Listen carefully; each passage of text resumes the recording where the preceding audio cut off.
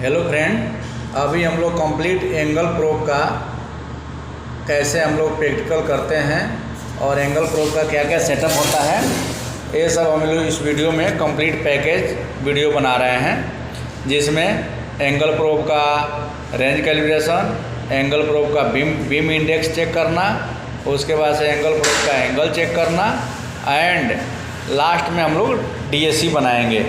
DSC बनाकर angle probe का हम लोग प्रैक्टिकल एक्सपीरियंस लेंगे। इसको बनाने के लिए सबसे पहले हम लोग रेंज कैलिब्रेशन कर रहे हैं। रेंज कैलिब्रेशन करने के लिए हमारे पास IIW V2 ब्लॉक है, IIW V2 ब्लॉक और एंगल 45 डिग्री का प्रोब है। एंगल 45 डिग्री प्रोब है 8/9 4 मेगाहर्ट्ज का। तो इसमें हम लोग बीम इंडेक्स निकालेंगे, फिर इसका एंगल चेक करेंगे। मान लीजिए कि आप साइड पे जा रहे हो, आपको प्रोब का एंगल पता नहीं है, तो V2 ब्लॉक से चेक हो जाता है कि कितने डिग्री का एंगल है। इसमें जो अपना 1.5 mm का होल है, इसको पिक करते हैं, 20 mm डेप्थ पे आता है और हम लोग इसको पिक करेंगे। जितना डिग्री में बताएगा तो हम उसको एज्यूम कर लेंगे इतने डिग्री का प्रोब है। अब रेंज कैलिब्रेशन के लिए मैं आपके पिछले वाले वीडियो में बनाया था जो उसमें बताया था कि इसमें नॉर्मल प्रोब के जैसा मल्टीपल में इको नहीं आता है। जैसे मान लीजिए V2 ब्लॉक का ये 25 mm है और दूसरा वाला आपका 50 mm है। तब सबसे पहले हम लोग इसको ब्लॉक फैक्टर निकालते हैं। तो 25 + 75 = 100, तो ब्लॉक फैक्टर हो गया। अगर मान लीजिए हम लोग 25 वाला इको पकड़ेंगे तो 25 वाला इको आएगा, उसके बाद से प्लस ब्लॉक फैक्टर 75, तो दूसरा इको आ जाएगा अपना 100 पे। फिर ऐसे ही अगर हमने 50 वाला पकड़ा, 50 वाला, तो पहला इको आएगा 50 पे प्लस ब्लॉक फैक्टर 50 + 25 75 प्लस ए डिस्टेंस साउंड पाथ इसका जो है 50 में आएगा। तो 50 प्लस ब्लॉक फैक्टर 75 तो 125।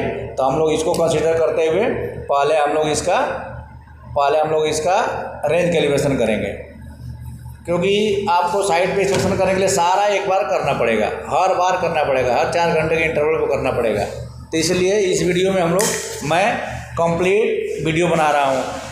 अब रेंज कैलिब्रेशन करने के लिए अभी हम लोग IIW V1 ब्लॉक पे, उसके पहले मशीन का भी सेटिंग आपको देखना है। मशीन का सेटिंग क्या है कि एंगल प्रोब की वेलोसिटी, शियर वेव की वेलोसिटी स्टील में 3250 आती है। ये अपने को पता करना पड़ता है। 3250 आ गया, 3250 में वेलोसिटी ले लिया। उसके बाद मशीन में हम लोग इसका सेटिंग करेंगे। 45 डिग्री एंगल प्रोब नोन है, 45 degree angle probe.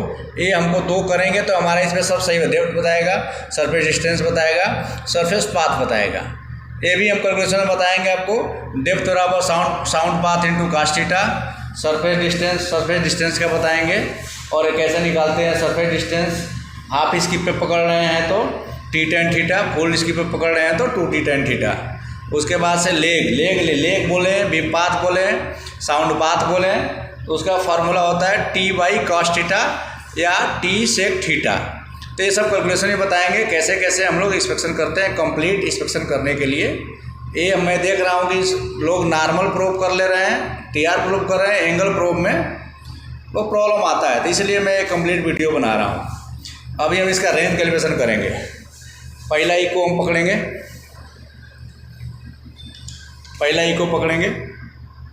First eco हम लोग 25 का साइड लिया हुआ है, तो ये हमारा आ गया 25 का साइड लिया हुआ है, तो ये हमारा आ रहा है 25 ये हमने किया हुआ है। और आपको पिछले वीडियो में सब में बता रहा हूँ कि इसका जो कैलिब्रेशन करने के लिए आपको 0 से आगे पीछे करके ये हम लोग रेंज कैलिब्रेशन करते हैं। तो ये हमारा पहला इको आ गया 75।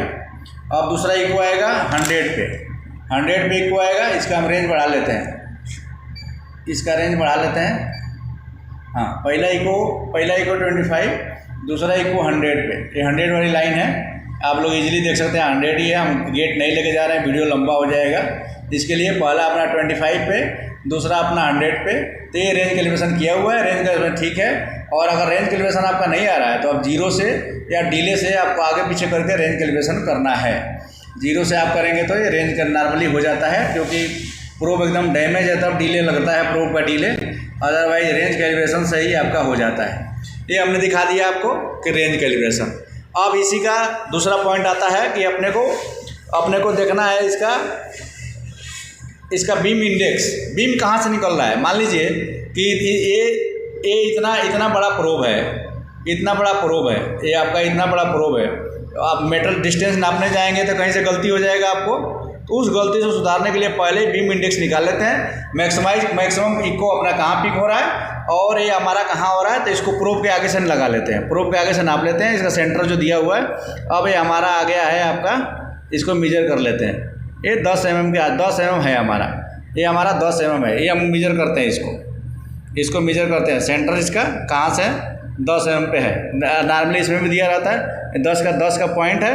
ये जहाँ पे ये बड़ी वाली लाइन से हमारा सेंटर इसका 10 मिल रहा है, वो हमारा बीम इंडेक्स हो जाता है। तो इसका हमने बीम इंडेक्स देख लिया 10 mm है। तो इसको निकालने के लिए 10 mm है, तो इसमें मशीन में डायरेक्ट सेट कर लीजिए, क्योंकि अब आप हर बार सेंटर नहीं पता चल पाएगा। या तो आप यहाँ मार्क करिए हमारा कहाँ बीम इंडेक्स है, 10 mm पे है बीम इंडेक्स, तो 10 mm पे इस लाइन से आपको मैच करना है कि कहाँ पे सेंटर हमारा आ रहा है।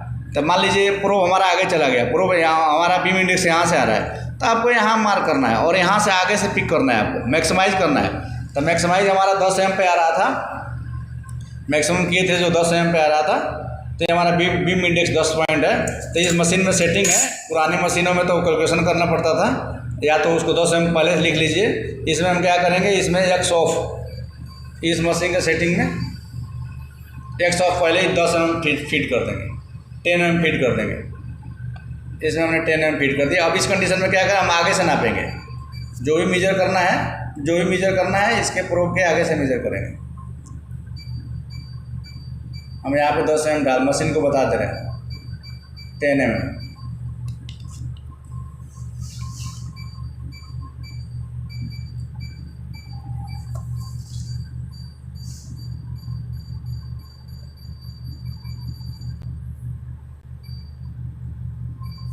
हमने बता दिया यहाँ पे। अब हम आगे से मेजर करेंगे।